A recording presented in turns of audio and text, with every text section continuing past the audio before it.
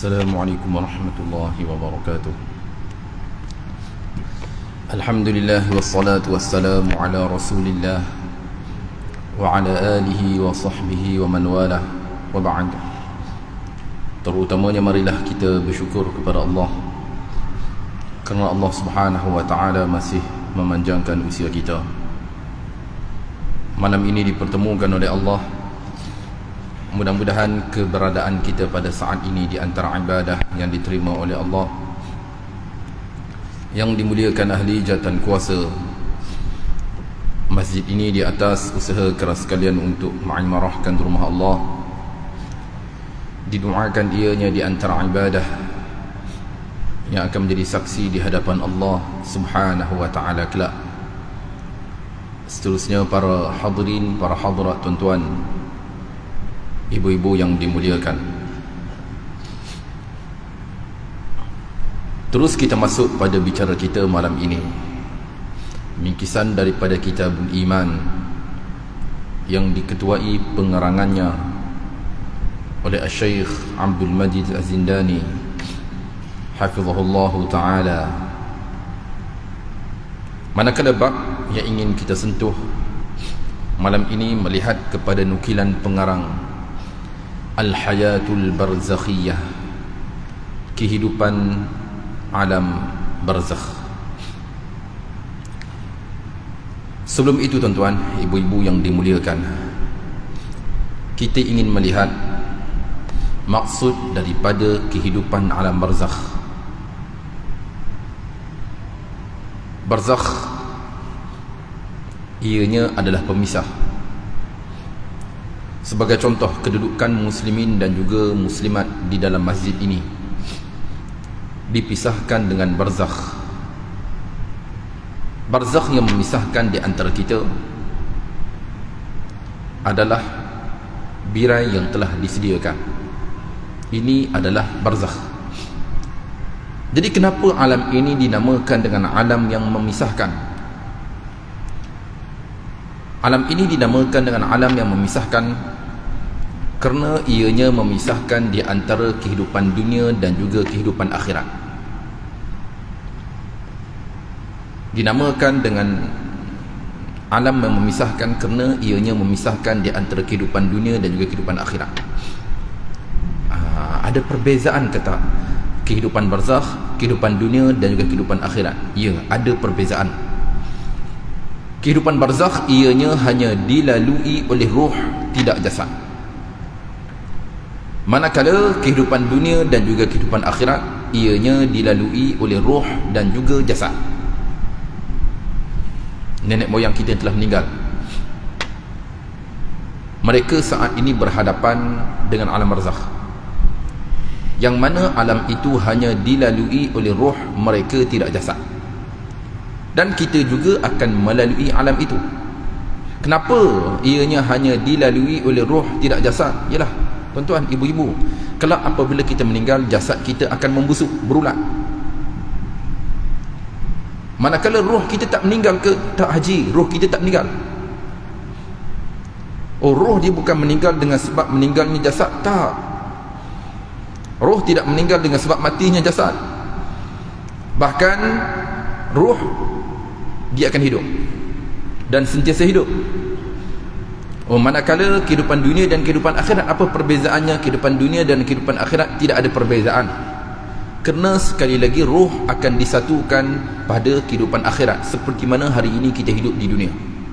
Oh, patut pun alam itu dinamakan alam barzakh, ya, sebab ianya adalah alam ataupun kehidupan yang memisahkan di antara kehidupan dunia dan juga kehidupan akhirat, yang hidup hanya roh sahaja, tidak jasad. Okey, merujuk kepada alam ini ataupun kehidupan di alam barzakh, di sana terdapat beberapa persoalan. Kejap, kami nak tanya, betul ke orang kata roh nenek moyang kita balik malam Jumaat? Jadi anak cucu jangan buat pelik-pelik lah malam Jumaat, sebab nenek moyangnya balik tengok anak cucu buat apa, balik tengok anaknya buat apa, balik tengok ibu ayahnya buat apa. Jadi katanya roh balik malam Jumaat, betul ke? Kita akan lihat perkara ini tuan-tuan. Okey, kita lihat bicara pengarang. yu'minul muslimu bi anna na'imal qabri wa 'adzabahu wa su'alal malakaini fihi haqqun wa sidqun. Seorang muslim semestinya beriman kerana sesungguhnya kenikmatan kubur dan azabnya dan soalan dua orang para malaikat itu di dalamnya, yakni dalam kubur, adalah benar. Ianya berdasarkan beberapa dalil yang ingin kita nukilkan. Hal ini terlebih dahulu kita rujuk firman Allah Subhanahu wa taala. Sebab kita berbicara tentang alam itu, dan alam itu tak pernah kita lalui, tuan-tuan. Tak ada seorang yang pernah berbicara tentang alam barzakh dan dia ada pengalaman. Tak ada. Alam ini tidak ada seorang pun manusia pernah melaluinya dan ia berbicara tentang barzakh. Sebaliknya, bicara tentang barzakh mesti berpandukan kepada wahyu, sama ada Al-Quran ataupun sunnah Rasulullah SAW. Terlebih dahulu kita ingin melihat firman Allah, petikan daripada suratul Mu'minun juzuk 18 ayat 99 sehingga ayat 100. Muka surat 348. Firman Allah Subhanahu wa taala, hatta idza jaa ahadahumul qala rabbirji'un, hatta idza jaa ahadahumul maut qala rabbirji'un la'alli a'malu salihan fima taraktu kalla innaha kalimatun huwa qailuha wa min waraihim barzakhun ila yaumi yub'atsun. Kita lihat erti daripada kedua ayat di atas. Sehingga apabila tiba kepada mereka kematian, ia berkata, wahai Tuhanku, kembalikanlah semula kehidupan. Semoga dengannya aku ingin mengerjakan amalan soleh yang pernah kutinggalkan. Semestinya tidak. Sesungguhnya itu hanya sekadar bicara ungkapannya, dan di belakang mereka itu terdapat barzakh, yakni alam barzakh, sehingga mereka dibangkitkan pada hari kebangkitan. Okey.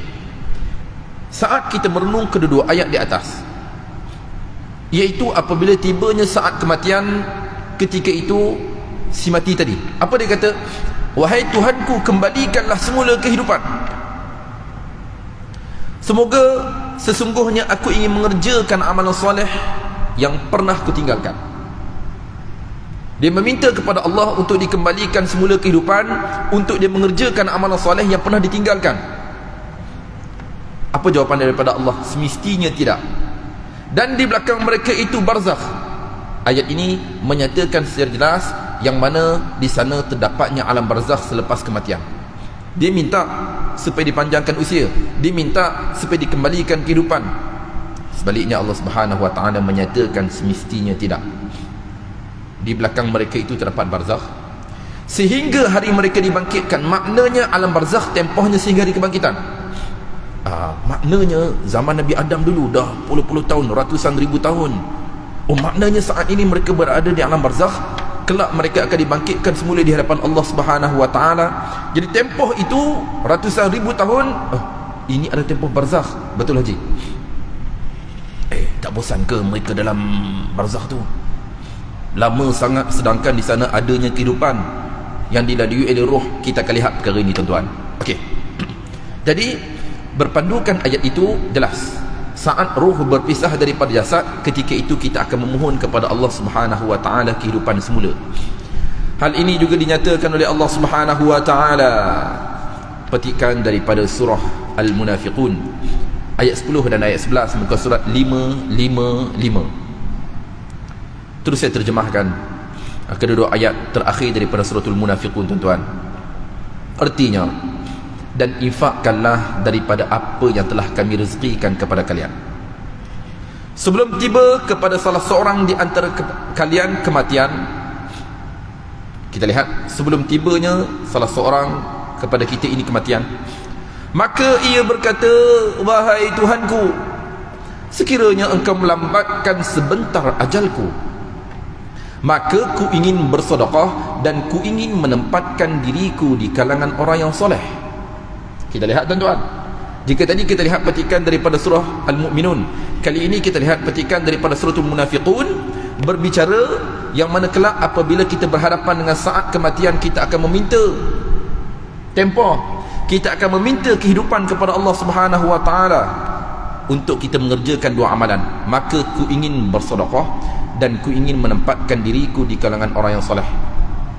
Dua perkara kita akan minta nanti. Oh, sama je kita, betul sama je tuan-tuan, sama je saya, tuan-tuan, ibu-ibu, apabila kelak roh berpisah daripada jasad, itu yang akan minta, ya Allah, lambatkan sebentar ajalku, aku ingin bersedekah dan ku ingin menempatkan diriku di kalangan orang yang soleh. Ini adalah permintaan setiap manusia, tidak terkecuali tuan-tuan, hebat mana dia, itulah permintaannya di hadapan Allah Subhanahu wa taala. Apa yang minta tu? Yang minta adalah rohnya. Saat itu dia berhadapan dengan alam barzakh, dia meminta kepada Allah untuk dikembalikan semula kehidupan. Okey, kita lihat. Selepas kita melihat beberapa ayat di atas, kita dapat melihat yang mana beriman dengan barzakh adalah prinsip iman. Maknanya seorang yang menafikan tentang wujudnya alam barzakh, imannya rosak, tergelincir daripada landasan keimanan. Betul haji.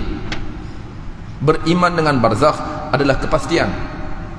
Walaupun kita tidak pernah menyaksikan apa yang dinyatakan oleh Allah, kita wajib beriman tentang kewujudan alam itu. Okey. Manakala dalam hadis baginda Ali sallallahu wasallam, Rasulullah sallallahu alaihi wasallam berbicara mengenai sepotong hadis tuan-tuan, dimuatkan oleh pengarang hafizahullah taala, dan hadis ini popular. Saya yakin tuan-tuan, ibu-ibu pernah mendengarnya dan seringkali dibaca oleh imam di atas kubur. Hadisnya, waqad qala alaihi salatu wassalam, innal 'abda idza wudi'a fi qabrihi wa tawalla 'anhu ashabuhu fa innahu yasma'u qar'an 'adihim ataahu malakani fayuq'idanihi fayaqulani lahu ma kunta taqulu fi hadha ar-rajuli Muhammadin sallallahu alaihi wa alihi wa sallam fa amma al-mu'minu fayaqulu ashhadu annahu 'abdullahi wa rasuluhu fayuqalu lahu unzur ila maq'adika fi an-nar qad abadalaka Allah bihi maq'adan fil jannah fayarahuma jami'an fayafsahu lahu fi qabrihi wa amma al-munafiqu aw al-kafiru fayuqalu lahu ma kunta taqulu fi hadha ar-rajuli fayaqul la adri kuntu aqulu ma yaqulu an-nas fayaqulu lahu la darayta wa la talayta wa yudrabu bimatariqa min hadidin darbatan faysihu sayhatan yasma'uha man yalihi ghayra ath-thaqalain. Artinya, sesungguhnya seorang hamba apabila diletakkan di dalam kuburnya dan berpaling meninggalkannya sahabat handainya, maka sesungguhnya saat itu ia mendengar telapak kaki selipar mereka meninggalkannya. Dia dengar tuan-tuan. Kita pernah hantar keluarga kita di kubur, semua balik tuan-tuan, dia dengar telapak kaki satu-satu tinggalkannya. Dia dengar. Kita nak hantar ayah kita, ayah saya dah meninggal tuan-tuan. Melihat hadis ini wajib kita beriman. Dia dengar ungkapan ataupun telapak kaki kita meninggalkannya, dia dengar satu persatu. Okey. Jadi apa yang berlaku? Maka datanglah kepadanya dua orang malaikat. Maka kedua-duanya duduk berhampirannya, lalu berkata kepadanya, apa yang kamu katakan tentang lelaki ini Muhammad sallallahu alaihi wasallam? Soalan pertama tuan-tuan. Tak cakap banyak tuan-tuan, malaikat tanya nanti, apa yang kamu katakan tentang lelaki ini Muhammad sallallahu alaihi wasallam? Maka sekiranya dia adalah seorang mukmin, maka dia berkata, aku menyaksikan sesungguhnya dia adalah hamba Allah dan utusannya. Maka dikatakan kepadanya, dikatakan kepada si mati tadi, ruhnya saja tuan-tuan, lihatlah tempat dudukmu di dalam neraka. Kamu tengok, sesungguhnya Allah telah menukarkan bagimu tempat duduk di dalam syurga. Maka kesemua mereka melihatnya, malaikat-malaikat tadi dan juga si mati tadi melihat ke arah syurga yang telah dipertontonkan kepadanya. Dia melihat syurga, sama ke macam kita tengok TV hari ni? Nanti kita akan cerita tuan-tuan dalam bab itu. Kita akan cerita, kita akan kaitkan insya-Allah. Maka dilapangkan baginya kuburnya. Okey tuan-tuan, sekiranya kita bongkar kuburnya, kita korek, adakah kuburnya lapang? Tak, sama aja. Ukurannya sama dengan yang masa kita kebumikan dia sama. Tak lapang pun. Tapi Rasulullah kata lapang. Haji, ini adalah alam barzakh, bukan alam yang dilihat dengan mata kita. Alam yang bukan kita lihat dengan mata kita, mata zahir kita. Tak, Haji, ini adalah alam yang mesti kita wajib mempercayai atas kewujudannya. Maka dilapangkan baginya kuburnya. Dan ada pun seorang munafik ataupun kafir, maka saat dikatakan kepadanya, apa yang kamu katakan tentang lelaki ini, yakni Muhammad sallallahu alaihi wasallam, lantas dia berkata, aku tidak mengerti, aku tak tahu. Aku tak tahu. Lalu malaikat berkata kepadanya, la daraita wala talaita, kamu tak tahu, kamu tak mengerti. Okey, atas jawapannya itu, bahkan dia berkata, kuntu aqulu ma aqulun nas, dahulunya aku berkata seperti mana apa yang dikatakan oleh orang ramai. Maksudnya apa tuan-tuan? Maksudnya jawapan yang akan kita beri nanti ianya berpandukan kepada kehidupan kita di dunia. Hari ini kita kata kita adalah umat Rasulullah tuan-tuan, tapi kita tak melaksana pun apa yang disarankan oleh Rasulullah. Haji, nanti itu jawapan kita. Dahulunya aku berkata seperti mana apa yang dikatakan oleh orang ramai. Aku pun tak kenal siapa dia, aku pun tak tahu siapa dia. Aku kata seperti mana apa yang dikatakan oleh orang ramai. Maksudnya soalan ataupun ingatan daripada imam di atas langsung tidak memberikan impak kepada si mati. Betul, Haji? Bila kita lihat hadis ini, kita akan faham yang mana yang menjawabnya adalah amalannya di dunia dahulu. Berpandukan amalannya di dunia. Macam tu senanglah tuan-tuan. Orang tak solat, puasa pun tak, zakat pun tak, tutup aurat pun tak. Imam pesan di atas, ingat, bila datang kepada demu dua orang malaikat, ketahuilah mereka berdua juga hamba Allah. Dan apabila dikatakan kepadamu, siapakah lelaki ini Muhammad, maka jawablah dengan tenang, dia adalah utusan Allah. Senanglah tuan-tuan kalau begitu. Solat pun tak, zakat pun tak, puasa pun tak, apa pun tak. Maknanya yang menjawabnya adalah amalan. Betul, yang menjawabnya adalah amalan berdasarkan hadis ini. Okey tuan-tuan, dengan jawapannya itu, dia kata dahulu aku berkata seperti mana apa yang dikatakan oleh orang ramai, aku pun tak tahu siapa dia. Okey, dengan ungkapannya itu, dan dipukul dengan tukul, dan dipukul lelaki tadi si mati itu dengan tukul daripada besi, lantas membuatkan ianya menjerit, hinggakan jeritannya itu didengari oleh segala yang ada di situ. Tuan-tuan, kalajengking, semut, anak-anak, apa yang ada di situ tuan-tuan, semua dengar dia menjerit. Melainkan manusia dan juga jin sahaja, kita je tak dengar. Kalau kita dengar tuan-tuan, kita tak datang kubur. Kita je tak dengar. Dia menjerit tuan-tuan, kena pukul dalam kubur, dengan sebab tidak mengenali Rasulullah semasa hidupnya. Jadi bila kita melihat hadis ini, menunjukkan kepada kita sabit di sana terdapatnya azab dan juga kenikmatan kubur. Cuma kami ada persoalan di sini, sebab hadis tadi berbicara tentang dikebumikan apabila diletak dalam kubur.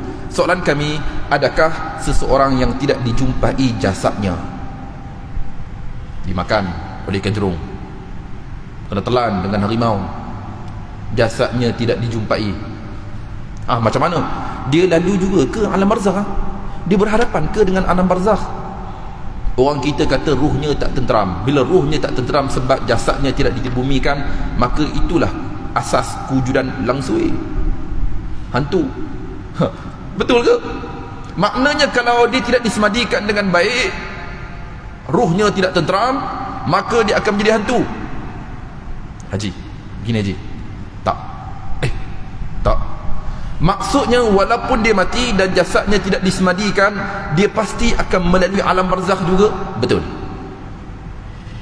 tuan-tuan, iktibar alam barzakh bukan disemadikan. Sebaliknya, iktibar alam barzakh, apabila rohnya berpisah daripada jasad, dia terus melalui alam yang baru tuan-tuan, walaupun jasadnya tidak disemadikan. Kejap, ada bukti? Okey, Kita lihat hadis yang diriwayatkan oleh baginda alaihi salatu wassalam. Pernah Rasulullah sallallahu alaihi wasallam bersabda, tuan-tuan, inna ahadakum idza mata urida alaihi maq'aduhu bil ghadati wal 'ashi in kana min ahli jannati famin ahli jannati wa in kana min ahli an-nari famin ahli an-nar fayuqalu hadha maq'aduka hatta yab'athaka Allahu yawmal qiyamah. Artinya, sesungguhnya salah seorang kalian apabila ia mati, diperlihatkan, dipertontonkan ke atasnya tempat duduknya di pagi dan di petang harinya. Sekiranya dia di kalangan penghuni syurga, maka dia di kalangan penghuni syurga. Maksudnya dia akan diperlihatkan tentang syurga sepanjang barzakhnya, tuan-tuan. 50,000 tahun, 50,000 tahun lah dia diperlihatkan tentang syurga. Dan sekiranya dia di kalangan penghuni neraka, yakni di akhirat kelak, maka dia di kalangan penghuni neraka. Maksudnya dia akan dipertontonkan tentang neraka selama mana barzakhnya itu. Lalu dikatakan kepadanya, ini adalah tempat dudukmu sehingga Allah membangkitkanmu pada hari kiamat. Okey, kami ada soalan. Maksud apa tu? Diperlihatkan, dipertontonkan sama ada syurga ataupun neraka. Maknanya seseorang itu, tuan-tuan, dia tidak lari. Artinya sepanjang barzakh nanti sama ada dia melihat syurga ataupun neraka. Dia melihat syurga sepanjang barzakh, kelak dia di kalangan penghuni syurga di akhirat. Dia melihat neraka sepanjang barzakhnya, kelak dia di antara penghuni neraka di akhirat. Kami nak tanya, lihat di sini lihat apa? Dia sama ke macam dipertontonkan kita tengok wayang, kita tengok TV? Macam tu ke? Begini Haji. Tak Haji. Kalau begitu kita lihat ungkapan daripada pengarang, yang mana pengarang menukilkan beberapa contoh mudah, tuan-tuan. Begini, iaitu di antara ungkapan pengarang, bila sebut diperlihatkan di situ bukan bermaksud dia hanya melihat saja. Sebaliknya dia turut bergelumang di dalamnya. Macam mana tu? Begini, kata pengarang, terus saya terjemahkan, tuan-tuan. Sesungguhnya seorang yang sedang tidur, dia melihat mimpi sesuatu yang mengembirakannya, dan maka ia merasai dengannya.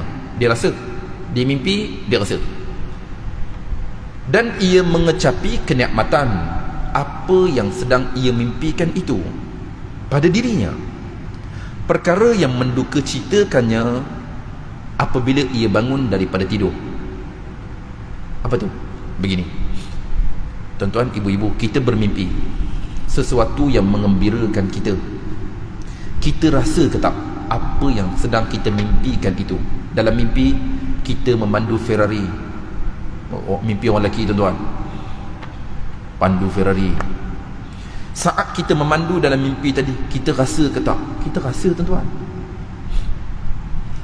Perkara yang menduka citakan kita apabila buka je mata, tengok-tengok rupanya masih lagi Honda, tuan-tuan.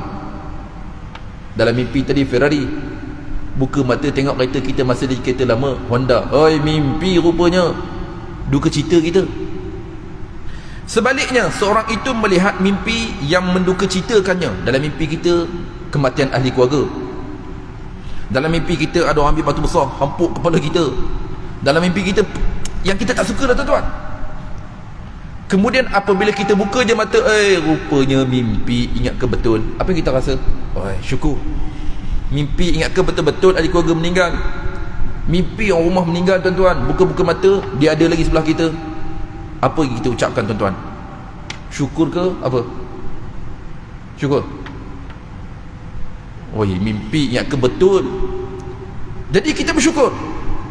Jadi kata pengarang begini, sebenarnya mimpi itu ianya dilalui oleh ruh secara hakikatnya.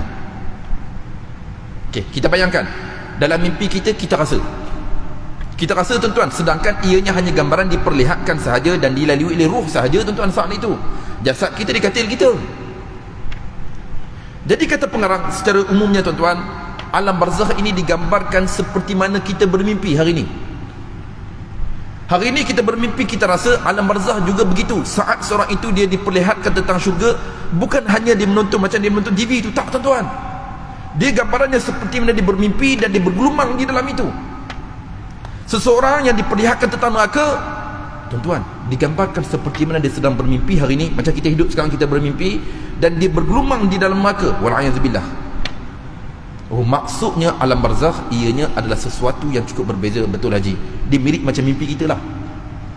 Dia mirip macam mimpi kita dan ianya turut dirasai. Tuan-tuan, saat seseorang itu kembali dibangkitkan semula oleh Allah Subhanahu Wa Taala pada hari kiamat, tuan-tuan, selepas lama dia melalui tempoh barzakh, tuan-tuan, puluhan ribu tahun, mungkin 1000 tahun, mungkin 2000 tahun, wallahu ta'ala alam tempoh saat ia melalui barzakh, tuan-tuan. Bila dia bangun, apa dia kata? Kita lihat petikan daripada surah Yasin, surah yang sering kali dibaca oleh kita, tuan-tuan. Kita lihat muka surah 443, bermula daripada ayat 51. Kita lihat, terus saya terjemahkan, tuan-tuan, ayat 51 dan ayat 52. Dan ditiup padanya sangkakala, maka mereka keluar daripada kubur mereka menuju ke arah Tuhan mereka secara bersegera. Ditiup sangkakala, saya, tuan-tuan, ibu-ibu, kita bangun semula, kita menuju ke arah Allah Subhanahu Wa Taala. Mereka berkata, alangkah celaka sungguh. Celaka betul. Siapa yang membangunkan kita daripada tempat tidur kita? Tuan-tuan, ini adalah ungkapan saat kita dibangkitkan kelak pada hari kiamat. Apa kita kata? Bangun-bangun, celaka sungguh, siapa yang membangunkan aku daripada tempat tidur aku ni? Seolah-olah kita merasai tempoh barzakh itu, tuan-tuan, macam kita sedang bermimpi. Bila kita bangun, tempatnya berlainan. Siapa yang mengejutkan aku ni? Bila kita lihat ayat ini, tuan-tuan, kita dapat mengerti seolah-olah alam barzakh yang dilalui oleh setiap manusia, tuan-tuan, ianya hanya seperti mana kita tidur. Kita tidur, ianya, kemudian apa yang kita lihat semasa kita tidur, tuan-tuan, ia hanya dilalui oleh roh. Kemudian bila kita bangun semula daripada tidur kita, tuan-tuan, roh dan juga jasad kembali disatukan. Ini juga kita akan lihat kelak pada hari akhirat, saat roh dan juga jasad kita sekali lagi disatukan oleh Allah Subhanahu Wa Taala. Maksudnya apa yang kita lihat sepanjang barzakh, ianya adalah satu jaminan kelak kita akan dimasukkan di dalam tempat apa yang kita lihat sepanjang barzakh itu. Betul Haji? Betul. Seseorang yang melihat syurga sepanjang barzakhnya, kelak pada hari kiamat dia di kalangan penghuni syurga. Maksudnya sebelum daripada hisab, Allah dah tahu ke mana tempat tujunya? Betul Haji? Allah dah tahu. Allah dah tahu di mana dia nak pergi. Jadi Allah memperlihatkan kepadanya syurga. Kelak apabila dibangun nanti selepas dia hisab, dia akan dimasukkan ke dalam syurga. Manakala individu yang lainnya sepanjang barzakhnya akan melihat neraka. Wala'ayazubillah, tuan-tuan, kelak selepas dia hisab di hadapan Allah, dia akan dimasukkan ke dalam neraka. Kejap, kami dengar ceritanya, katanya orang yang meninggal, dia tak tahu dirinya telah meninggal. Ini juga banyak, tuan-tuan, betul. Orang yang telah meninggal, tuan-tuan, dia tak tahu dirinya telah meninggal kerana dia sedang berada di alam yang berlainan, bukan seperti mana alam yang kita lihat hari ini. Bahkan bila kita lihat pada ayat tadi juga, saat dibangkitkan di hadapan Allah Subhanahu Wa Taala, tuan-tuan, perkara ini menggemparkannya. Siapa yang bangkitkan dia? Siapa yang kejutnya? Bangun daripada tempat tidurnya. Kemudian saya, tuan-tuan, ibu-ibu, akan dibangkitkan semula di hadapan Allah selepas kita melalui fasa barzakh. Hal ini dinyatakan oleh Abu Hurairah radhiyallahu ta'ala anhu melalui hadis yang diriwayatkan oleh Imam Muslim rahimahullahu ta'ala. Sebelum itu, kejap, kami nak tanya, nanti kita akan dibangkitkan selepas berlakunya tiupan sangkakala, kan? Sangkakala tu dia apa sebenarnya? Haji, hal ini dinyatakan oleh Allah Subhanahu Wa Taala merujuk kepada sangkakala ataupun ianya disebut dengan naqur. Petikan daripada suratul Muddathir juzuk 29. Juzuk 29 melalui firman Allah Subhanahu Wa Taala ayat yang ke-8, muka surat 575. Allah Subhanahu Wa Taala menggambarkan naqur. Sangkakala dia adalah satu tiupan yang boleh ditiup, yang meniupnya adalah para malaikat. Manakala gambarannya banyak terdapat dalam penafsiran di kalangan para ulama. Ada yang berkata ianya berbentuk tanduk yang ditiup dan seumpama dengannya lah, tuan-tuan. Secara ringkasnya, naqur ianya merujuk kepada trompet ataupun satu yang boleh ditiup dan ianya mengeluarkan bunyi yang nyaring. Ini secara umumnya. Kejap, Katanya sangkakala itu ditiup sebanyak 2 kali kan? Sangkakala pertama dan sangkakala yang kedua. Betul Haji? Ianya ditiup sebanyak 2 kali. Hal ini dinyatakan oleh Allah Subhanahu wa taala, petikan daripada surah Az-Zumar ayat 68. Ayat 68. Terus saya terjemahkan tuan-tuan. Dan ditiup padanya sangkakala. Ini sangkakala pertama. Maka matilah mereka yang berada di langit dan di bumi, melainkan mereka yang dikehendaki oleh Allah, yakni untuk terus hidup. Kemudian ditiup padanya sangkakala berikutnya. Ini sangkakala yang kedua. Maka mereka bangun semula, menanti yakni keputusan hisab di hadapan Allah Subhanahu wa taala.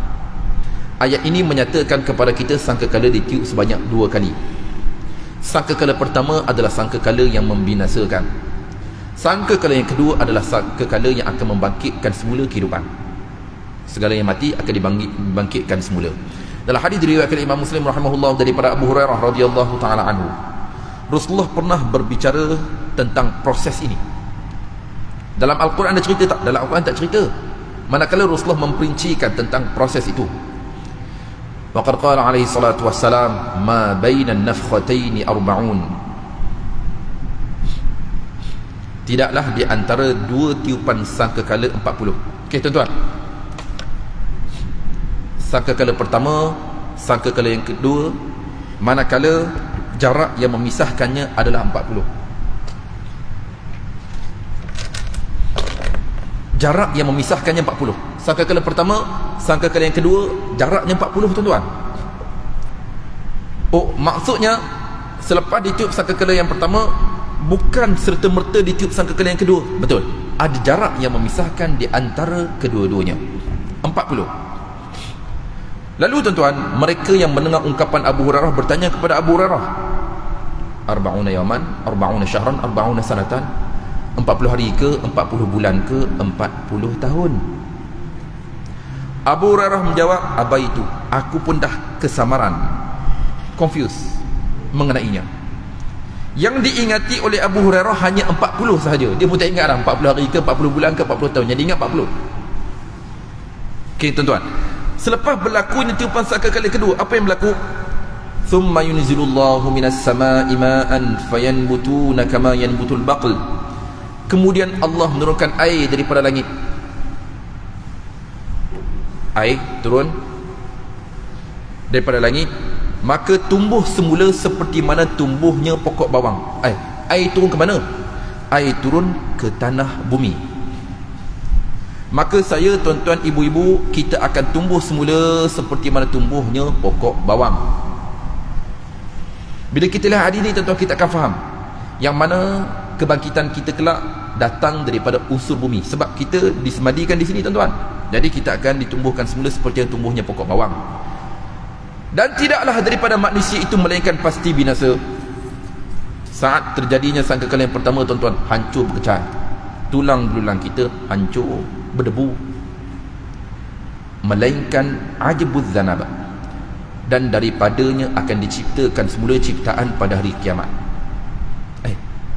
Maksudnya setiap manusia ini pasti akan hancur, binasa, melainkan ajbuz zanab. Ajbuz zanab tu apa? Ajbuz zanab, haji, ianya adalah sebahagian daripada tulang yang berada pada posisi tulang ekor. Okey, kita pegang tulang belakang kita, tuan-tuan, di penghujungnya di bawah kita rasa macam ada tulang berbentuk V. Ini tulang ekor. Ajbuz zanab bukanlah keseluruhan daripada tulang ekor, bahkan ianya hanya secebis sahaja, secebis kecil daripada tulang ekor. Daripada secebis kecil inilah kelak, tuan-tuan, ianya adalah benih yang akan menumbuhkan semula kita. Kita akan bangun semula seperti mana tumbuhnya pokok bawang selepas air turun daripada langit. Okey, kami dah soalan. Apa haji? Yalah, bila kata air turun daripada langit, kan kata tadi saat dunia ini telah dibinasakan oleh Allah, habis langit dan juga bumi, habis semua. Kemudian air turun pula daripada langit. Langit apa pula ni? Bukan langit telah dibinasakan oleh Allah ke? Haji, betul. Langit telah dibinasakan oleh Allah. Haji, asal langit tidak ada. Kemudian Allah menciptakan langit. Kelak Allah akan membinasakan langit. dan Allah akan mengembalikan semula ciptaan. Ada masalah ke tak sekiranya Allah mengembalikan semula ciptaan? Sebab asalnya pun tak ada. Asalnya tidak ada, kemudian ada, kemudian dibinasakan, kemudian Allah akan mengembalikan semula ciptaan. Ada masalah? Tak ada masalah, tuan-tuan. Allah boleh mengembalikan sahaja ciptaan langit tersebut, tak ada masalah. Hal ini dinyatakan oleh Allah. Petikan daripada surah Ibrahim juzuk 13. Juzuk 13, tuan-tuan. Akhir juzuk 13 muka surat 261. Ayat 48 dan ayat 48 saja fokus kita. Ayat 48. Firman Allah Subhanahu wa taala. Terus kita lihat terjemahannya. Pada hari ketika bumi digantikan dengan bumi yang lain dan begitu juga langit. Okay, sekali saya ulang, tuan-tuan. Pada hari bumi telah digantikan, begitu juga langit. Maksudnya hari kiamat kelak, bumi dan juga langit, tuan-tuan, akan digantikan. Bukan seperti mana bumi dan juga langit hari ini akan dikembalikan semula ciptaan. Maksud bukan seperti mana langit dan juga bumi hari ini, maksudnya rupanya bukan dia lah. Bukan seperti mana rupa hari ini, tuan-tuan. Bumi kelak saat dikembalikan semula ciptaannya bukan berbentuk macam hari ini, bukan dia. Oh, sebaliknya macam mana rupanya? Wallahu ta'ala alam, haji. Tapi Allah akan mengembalikan semula lah ciptaan tersebut. Jadi tidak heran tadi kita akan dibangkitkan semula daripada unsur bumi. Sebab disitulah tertanamnya ajbuz zana, dan ianya muncul sebagai benih yang akan menumbuhkan kita semula. Okey, kami ada soalan tentang benih yang menumbuhkan manusia. Hebat sangat ke benih tu, haji? Benih ini, tuan-tuan, ataupun ajbuz zana, ianya adalah jisim yang paling kukuh di atas permukaan bumi. Betul ke? Betul, haji. Sekiranya kita ambil ajbuz zana, kita bakar, kemudian selepas kita bakar, kita ketuk dengan tukul, haji, ianya tidak akan berupa, haji. Dia takkan rosak, takkan terjejas, takkan pecah, takkan sehingga akhirnya. Betul ke? Tuan-tuan boleh search, tuan-tuan. Bukti mukjizat saintifik tulang ekor. Mungkin tuan-tuan boleh baca, tuan-tuan boleh lihat, tuan-tuan boleh tengok, tuan-tuan boleh membaca, tuan-tuan, yang mana ianya adalah unsur yang paling kukuh dan ia tidak akan rosak sama sekali. Oh, maksudnya walaupun berlaku pengakhiran alam, ajbuz zanab kita ianya tidak akan binasa. Betul, ia tidak akan binasa sebab ianya adalah benih yang akan menumbuhkan semula manusia. Okey.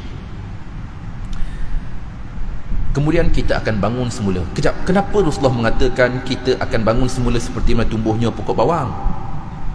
Kenapa tak kurma? Sebab pokok kurma juga pokok yang popular tanah Arab. Kenapa tak anggur? Kenapa tak tin? Kenapa tak zaitun? Kenapa tak durian? Kenapa tak rambutan? Kenapa tak manggis? Kenapa tak petai? Haji, sebab bila kita tengok maksud hadis ini, ianya merujuk kepada pokok bawang. Contoh, kita nak pergi umrah, kita letak bawang kita dalam peti ais, tuan-tuan. Kita balik umrah, makcik, bawang kita tadi jadi apa? Tuan-tuan, tumbuh dia, tuan-tuan, siap keluar bunga. Oh, maksudnya bawang adalah jenis tumbuhan yang cepat. Ya, inilah gambarannya, tuan-tuan. Kenapa Rasulullah SAW membuat gambaran kita akan tumbuh semula kelak seperti mana tumbuhnya pokok bawang. Tuan-tuan, ibu-ibu yang dimuliakan, melihat masa yang semakin mencemburui kita. Di sini terdapat beberapa faedah hasil daripada awal bicara kita, iaitu yang pertama, segala apa yang disebut di dalam Al-Quran dan juga sunnah Rasulullah SAW, ianya adalah satu kewajipan kepada kita untuk beriman. Dan sekiranya kita menafikan iman kita seperti mana apa yang tertera di dalam Al-Quran dan juga sunnah Rasulullah yang sahih, tuan-tuan, ianya akan merosakkan keimanan kita.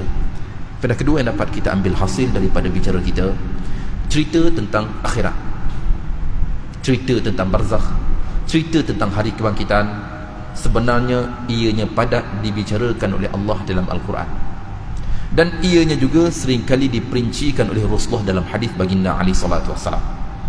Jadi tidak perlu kepada kita, tuan-tuan, untuk menakut-nakutkan orang. Jadi kita tambah cerita. Bila nak buat cerita lebih real, tuan-tuan, kita tambah cerita. Ingat, kita ni, dunia kita ni, bumi ni seperti mana di hujung tanduk dia, bila-bila masa dia boleh jatuh. Nak kata kiamat tu dekat tuan-tuan, bumi dia di hujung tanduk je. Kita tengok, kita letak macam telur hujung tanduk, bila-bila masa saja dia boleh jatuh. Itulah gambarannya kiamat. Nak buat cerita tuan-tuan, maaf, bila kita berbicara tentang sesuatu yang berkaitan dengan akhirat, Haji, kita mesti berbicara berpandukan wahyu. Sebab kita tak tahu melainkan apa yang pernah dibicarakan oleh Allah dan juga Rasulnya. Juga di antara faedah yang dapat kita ambil hasil daripada bicara kita malam ini, tuan-tuan, pernah seorang sahabat datang kepada Rasulullah dan dia bertanya kepada baginda alaihi salatu wassalam, ya Rasulullah, mata sa'ah, wahai Rasulullah, kiamat itu bila? Tuan-tuan, baginda alaihi salatu wassalam kembali bertanya kepadanya, wa ma a'adatta laha, dan apakah persediaan kamu berhadapan dengannya?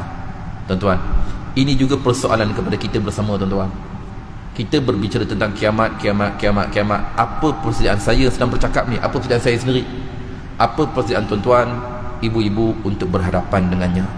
Jadi, mudah-mudahan dengan soalan daripada Rasulullah ini, tuan-tuan, ianya membangkitkan hati kita, menghidupkan hati saya terutamanya, tuan-tuan, dan juga tuan-tuan, ibu-ibu, untuk sama-sama kita menambah persediaan kita dan mempersiap siaga untuk kita berhadapan dengan Allah Subhanahu wa taala, kerana kita tidak mengerti bila kematian akan menjelma dan menjemput kita, tuan-tuan. Banyak cerita di sekeliling kita, tuan-tuan, banyak cerita orang meninggal tak ada apa sebab pun, tak ada tanda apa-apa, dia meninggal, tuan-tuan.